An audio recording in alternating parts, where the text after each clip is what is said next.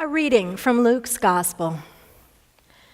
Now, on that same day, two of them were going to a village called Emmaus, about 7 miles from Jerusalem, and talking with each other about all these things that had happened. While they were talking and discussing, Jesus himself came near and went with them, but their eyes were kept from recognizing him.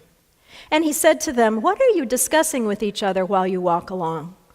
They stood still, looking sad. Then one of them, whose name was Cleopas, answered him, "Are you the only stranger in Jerusalem who does not know the things that have taken place there in these days?" He asked them, "What things?"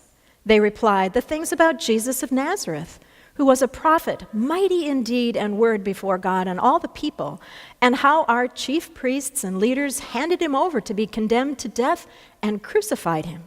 But we had hoped that he was the one to redeem Israel. Yes, and besides all this, it is now the 3rd day since these things took place. Moreover, some women of our group astounded us. They were at the tomb early this morning, and when they did not find his body there, they came back and told us that they had indeed seen a vision of angels who said that he was alive. Some of those who were with us went to the tomb and found it just as the women had said, but they did not see him." Then he said to them, "Oh, how foolish you are, and how slow of heart to believe all that the prophets have declared. Was it not necessary that the Messiah should suffer these things and then enter into his glory?" Then, beginning with Moses and all the prophets, he interpreted to them the things about himself in all the scriptures. As they came near the village to which they were going, he walked ahead as if he were going on. But they urged him strongly, saying, "Stay with us, because it is almost evening and the day is now nearly over." So he went in to stay with them. When he was at the table with them, he took bread, blessed and broke it, and gave it to them. Then their eyes were opened, and they recognized him, and he vanished from their sight. They said to each other, "Were not our hearts burning within us while he was talking to us on the road, while he was opening the scriptures to us?" That same hour they got up and returned to Jerusalem, and they found the 11 and their companions gathered together. They were saying, "The Lord has risen indeed, and he has appeared to Simon." Then they told what had happened on the road and how he had been made known to them in the breaking of the bread. Will you pray with me, please? We gather, O God, in the warm glow of the Easter season. And we come here to receive words of hope and encouragement. So may the words of my mouth and the meditations of all of our hearts be acceptable to you. Amen. Two men were walking down the road one day. It kind of sounds like the beginning of a bad joke or a weird story, doesn't it? They were walking down the road, talking, and they were unhappy. It makes one wonder what will be the point of this story, or how is it going to turn out. This story of the walk on the road to Emmaus is one that is certainly familiar to many of us. But I wonder if we look at it in some different kinds of ways, some of the underlying things that are there, if it might be a little different story for us than what it has been. Traditionally, we would have kind of a simple version. Two men walking away from Jerusalem on their way to Emmaus, discussing the events of the past week in regard to Jesus. They were walking away from Jerusalem because that's the place where their hopes and their dreams had suddenly been shattered. Jesus had been crucified. They had no idea what to do next, so in their minds it seemed like a good idea. If things aren't going well, let's just walk away from all of it. And as they walked and discussed things, they were joined by a stranger who got involved in the discussion and shared with them some new and different insights about what the scriptures had foretold about these events. They finally arrive at their destination and sit down for a meal with this stranger. And suddenly in the breaking of the bread, they recognize him to be Jesus. And just as suddenly, Jesus simply disappears. But they were again filled with hope and joy. So they rushed back to Jerusalem again to tell all their friends about this wonderful experience, to let them know that hope had not died. Now that's kind of a quick summary of what the whole story is. But I'm afraid if we leave it there, we're going to miss out on some of the very richness of what this story tells us, not only about the journey of these two men, but also our journey in life. There are things that help us to understand this. First of all, it's important for us to know that no one's been ever able exactly pinpoint the location of Emmaus. This is the only place in the Bible that mysterious town is talked about. There are many scholars who question if the actual town Emmaus even exists as a place on the map. You remember maps, don't you? Those things that you could never get folded back right, that we had to try to shove in your glove compartment. We used to all have them in our cars until we got a GPS. And we needed someone to serve as our navigator with that map to guide us along our route and tell us where we should turn and where we should go. I don't know about you, but some of the navigators I had were probably not the best at ever reading and understanding maps. I would get directions like, at the next road, turn up. And that usually happened when I was driving either north or south, so I had no clue which way was up. Or, pretty soon, when you get to it, you'll take the blue road, and that'll turn to the green road, and then you'll get to the red one. I have yet to see those colors on the road yet. So now we just take our GPS and we punch in our destination, and this voice of our choosing tells us the route we should follow. And that magical voice tells us about every turn we should make, how far we still have to travel, what our estimated arrival time will be. But you know, even the GPS isn't always accurate and doesn't really know everything. Recently, I punched a location into the GPS, and this message came up on the screen. No route available to this destination. In other words, you can't get there from here. Now, the reason I say all this is that even if Emmaus doesn't exist on the map at the time of this story or today, that doesn't make the place of Emmaus any less real for us. You see, I'm convinced this story really doesn't have a lot to do with the destination. I think the story is really about the journey. It's a story about life. It's a story about how we are to deal with the challenges that confront us in life, how we're supposed to work through it on our own journey. David Leniger states it like this: do you know the way to Emmaus? It should be relatively easy to find because our text says it's about 7 miles to Jerusalem. But no one's ever been able to identify Emmaus 7 miles from Jerusalem. And there's confusion because there are two different numbers that appear in the ancient text. One says 7 miles, the other says 18 miles. Ironically, the seeming superficial mystery regarding the location of Emmaus fits nicely into the meaning of the passage. Leniger goes on to say, do you know the way to Emmaus? Emmaus may be here, or maybe there, or anywhere. The site of the original episode is irrelevant. Now, I think Leniger is probably on to something here. You see, it's the journey that matters, not the place. Every single one of us has been on this same kind of journey in our life. We're familiar with our own walk to Emmaus. These two men felt lost, afraid. They felt as if hope had been torn away, that there really wasn't a future. The walk to Emmaus is about how we all have at one time and will probably again experience those dark moments in life when hope seems lost. Moments when we feel exactly like these two men, where we wander aimlessly, we look for that elusive place called Emmaus. That place where we hope for comfort, but we just can't seem to find. We want to get to Emmaus, but it just seems like I can't get there from here. It's a place where we want to be. to find comfort and peace. In fact, the word Emmaus means warm well. I think that's a really good description.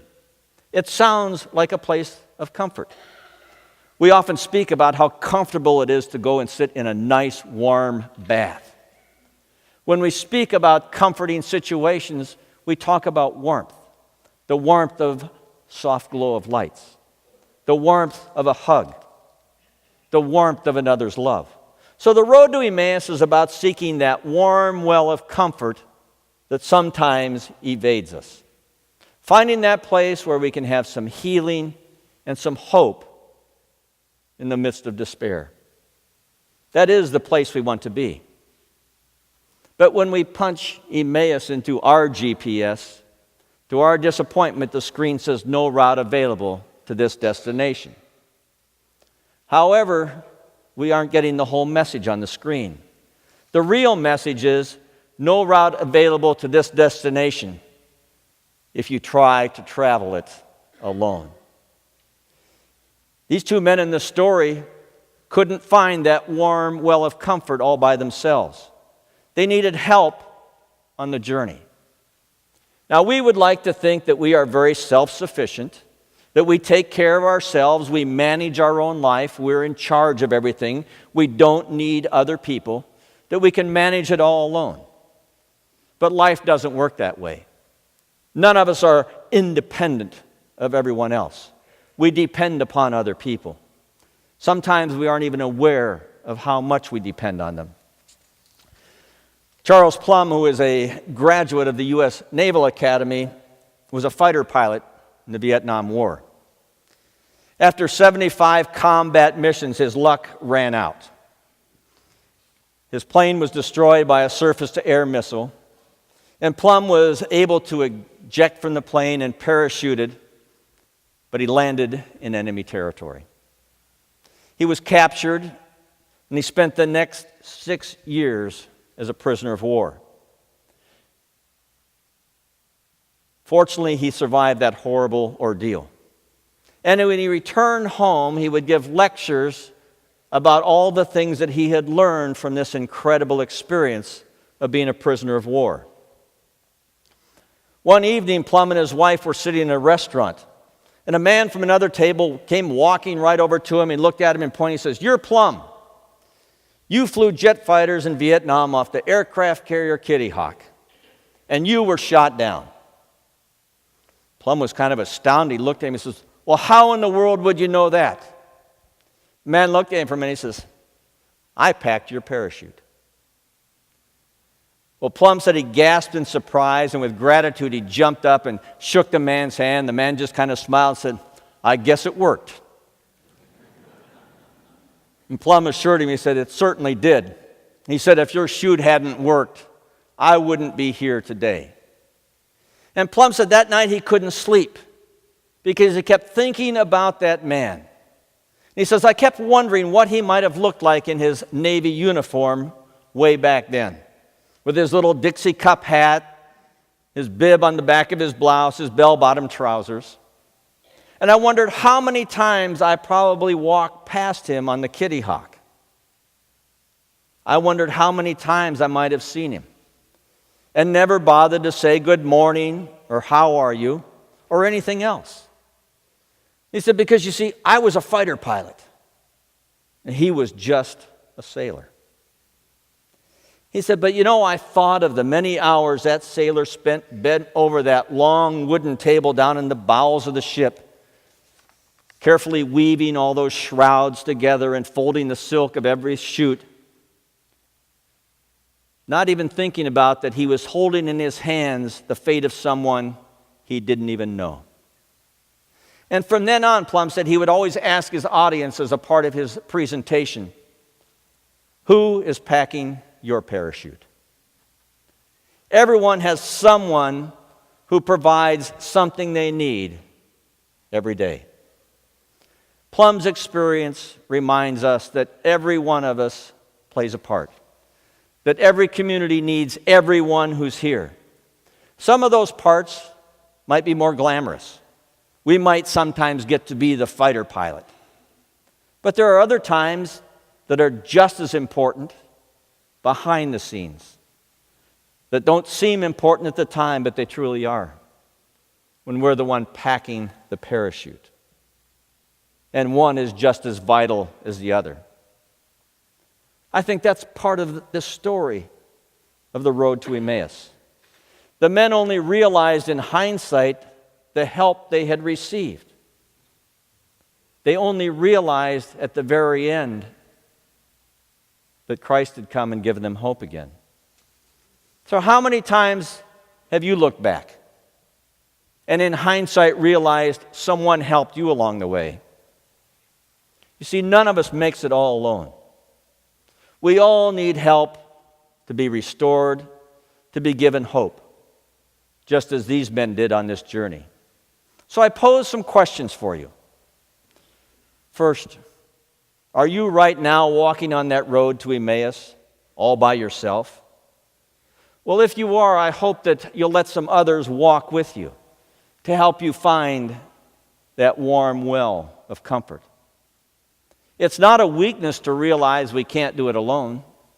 It's the reality of life. We can't both pack our parachute and fly the plane. Or equally important, do you know someone who's walking on that road to Emmaus? And if so, will you be Christ for them? Will you walk with them on that walk? As God's people, that's our calling. And it doesn't say we have to have answers. Many times in life there are no answers. We just sometimes need to hold someone's hand and walk with them. There was a little girl who came home late for dinner one night. And her mother did the usual irate kind of parents thing, demanding to know where she had been and what she had been doing and why she was late. The little girl said, "Well, I stopped to help Janie. Her bicycle was broken." Their mother looked at her and said, "Why would you do that? You have no idea how to fix a bicycle." The little girl said, "I know that. I just stopped to help her cry." Children can teach us a lot about the lessons of life. We're all in this together. And at some point, we all walk that road to Emmaus. And so we need to open ourselves to sometimes receive help on our journey, but also look for chances to help someone else on their journey. You see, none of us manage that journey by ourselves. When we're alone, we just can't get there. That sign comes up, you can't get there from here. A number of years back, a very young, successful executive had bought a brand new Jaguar, and he was driving down the city streets very proud of his new vehicle. And suddenly a brick came flying from over on the sidewalk and smashed into the side of his door. And he slammed on his brakes, threw the car in reverse, whipped around and got back and jumped out of the car. There he sees a young boy. And he grabs a kid and he shoves him up against a parked car and he said, "What do you think you're doing?" He said, "This is my brand new car and you threw this brick at it. This is going to cost your family some serious money." Little boy looked at him and says, "Please, mister, I'm sorry. I just didn't know what else to do. You see, I threw the brick because no one would stop to help." And tears were running down the little boy's face. And he pointed around behind the parked car. He said, "Mister, it's my brother. You see, he rolled off the curb and he fell out of his wheelchair. And I can't pick him up." And with sobs, the little boy asked him, "Would you help me get my brother back in the wheelchair so I can get him home? You see, he's hurt, but he's too big and too heavy for me to pick up." The young executive said suddenly everything transformed in his life. And he lifted the young boy back in the wheelchair, pulled out his fancy silk handkerchief and wiped the scrapes and scars and the blood off the little boy. And then he watched as his little brother pushed him down the sidewalk in the wheelchair toward home. The executive said, "I never fixed the dent in the side of my car. because I needed to be reminded that sometimes I just try to go through life so fast that someone has to throw a brick at me to get my attention, that they need some help. When people are wounded and broken by the circumstances of our life, what we do for them can be the miracle that they need to help them find that recovery, that hope, that warm well of comfort. When we walk on that road to Emmaus by ourselves, we feel very alone and in the dark. We feel like we can't even find God. We feel lost. We long for that warm well of comfort, but we don't know the route to follow. But when we see those who are walking and we reach out to them, we can be a vehicle of God's grace. We can be Christ to them in the midst of that. So if you're on the road to Emmaus right now and life is hard, don't try to do it all alone. Accept the help of those who want to walk with you. And if you know someone who's walking that road, go be a companion for them. Be Christ to them today. You may not be as glamorous as a jet pilot, but sometimes you're more needed than the parachute packer. Sir Michael Costa was a great conductor of the 19th century. And it's said that one day he was conducting a rehearsal in which the orchestra would be joined by a great choir. And midway through, the piccolo player, for some reason, stopped. It seemed innocent enough. Who would miss just the piccolo in this great mass of instruments playing away? But all of a sudden, Sir Michael stopped the entire orchestra. He said, "Stop, everyone. Where's the piccolo? What happened to it?" Well, sometimes we may feel like the piccolo player, that we don't have much to offer, that if we just stop, no one's really going to notice. But the great conductor notices and needs us to complete the masterpiece. You can't get there from here, at least not by yourself. So don't be afraid to be the one who accepts help. And don't think you don't have what it takes to be a helper. At some time in your life, you'll be both. You can get there from here if you walk together. Emmaus, that warm well of comfort awakes. So if you see someone walking that way, offer a hand. And if you're walking that way, grab that hand that's offered and walk together. Sometimes we're the pilot, but sometimes we need to be the parachute packer and the piccolo player. Amen.